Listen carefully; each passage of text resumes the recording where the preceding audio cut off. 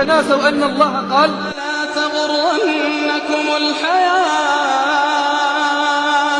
فلا تغرنكم الحياة الدنيا ولا يغرنكم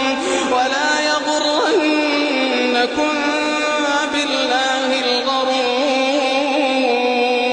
تناسوا أن الله قال لا تلهكم أموالكم ولا أولادكم عن ذكر الله ومن يفعل ذلك فأولئك هم الخاسرون. تناسوا أن الله قال وما الحياة الدنيا